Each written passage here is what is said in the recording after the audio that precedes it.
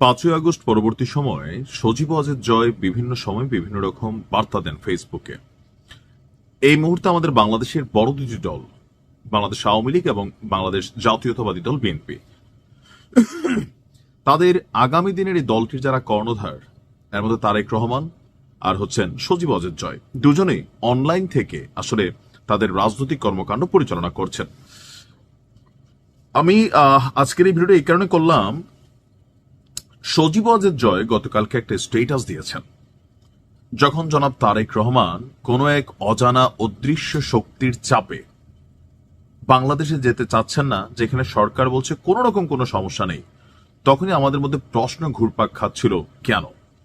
সম্ভবত সজীব ওয়াজেদ জয়ের স্টেটাসের মধ্যে কিছুটা উত্তর লুকানো আছে। তারেক রহমানের দেশে ফেরা না ফেরার ইস্যুর পরপরই সজীব ওয়াজেদ জয় বিবিসি বাংলাকে একটা বক্তব্য দিয়েছেন, আর গণমাধ্যমে বিষয়টা সামনে আসছে। বাংলাদেশে বড় দুটি দলের নেতৃত্বে পরিবর্তন আনতে একটি অগণতান্ত্রিক তৎপরতা চলছে।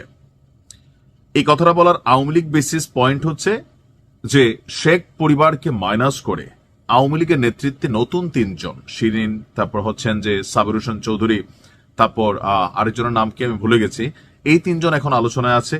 অপরদিকে জনাব তারেক রহমানও কোন এক অজানা আতঙ্কে অথবা কোনো তথ্য তোমাদের কাছে আছে। সো এই দলগুলোর নেতৃত্বে যারা, তাদেরকে মাইনাস করে কেউ কেউ বলছেন যে বিএনপির মধ্যে একটা অংশ তারা চায় না তারেক রহমান থাকুক, এবং কি বেগম খালেদা যে এই মুহূর্তে শারীরিকভাবে অসুস্থ, ওনার সাথে ওনার সন্তানেরও দূরত্ব করে রাখছে বিএনপির মধ্যে একটা টিম।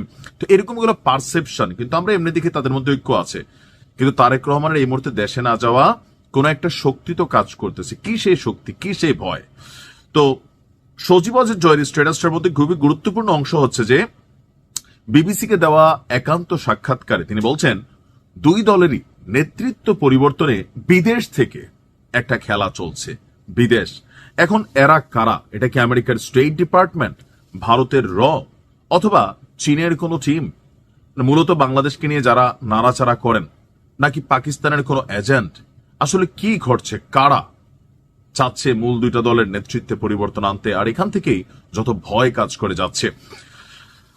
তিনি আসলে পাশাপাশি বড় দল বলতে বিএনপিকে বুঝিয়েছেন। সজীব ওয়াজেদ জয় বলেন, তার পরিবারের কেউ শেখ হাসিনার পরে দলের নেতৃত্বে আসার সম্ভাবনা নেই, আর দলই এই বিষয়ে চূড়ান্ত নেবে। অর্থাৎ তিনি তার জায়গায় স্পষ্ট করে দিয়েছেন। আর এখন নেতৃত্বে কে যাবে? রাইট নাও তো আওয়ামী লীগের ওরকম কার্যক্রমই নাই, অফিসও খুলতে পারে না, কার্যক্রমের নিষেধাজ্ঞা। এখন পাড়া মহল্লায় ঘুরে ঘুরে আওয়ামী লীগের যারা নেতা কর্মী আছেন তাদেরকে খুঁজে পাওয়া যাবে না। অফিসগুলোতে এখন বিভিন্ন জায়গায় দখল হয়েছে, ভাঙচুর হয়েছে, সেখানে এখন মানুষ যায় না, যে অফিসগুলো এতটা জমজমাট ছিল, কারণ ক্ষমতায় না থাকলে যেটা হয়। তো তিনি বলছেন মানে আওয়ামী লীগের যে বিষয়টা সেটা হচ্ছে যে এই মুহূর্তে ভবিষ্যৎ নেতৃত্ব কে হবে এটা দল নির্ধারণ করবে, আমি বা অন্য কেউ উপর থেকে এটা নির্দেশ দিতে পারি না।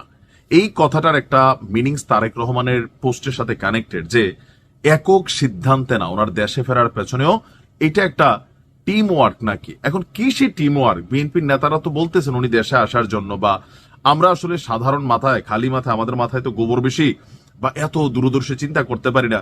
তবে অদৃশ্য একটা শক্তি, সজীব ওয়াজেদ জয় এই জিনিসটাই মানে আইডেন্টিফাই করার চেষ্টা করছেন, যে এখন যেটা চেষ্টা করা হচ্ছে সেটা হচ্ছে দুই দলেরই নেতৃত্ব পরিবর্তনের জন্য বিদেশ থেকে একটা খেলা চলছে, আর এটা গণতান্ত্রিক নয়। তো তার মানে বিএনপি আওয়ামী লীগের পিছনে আছে। আওয়ামী লীগেরটা কিছুটা বুঝতে পারি, কিন্তু বিএনপিরটা আসলে এই মুহূর্তে আমার কাছে মনে হচ্ছে যে বোধগম্য না।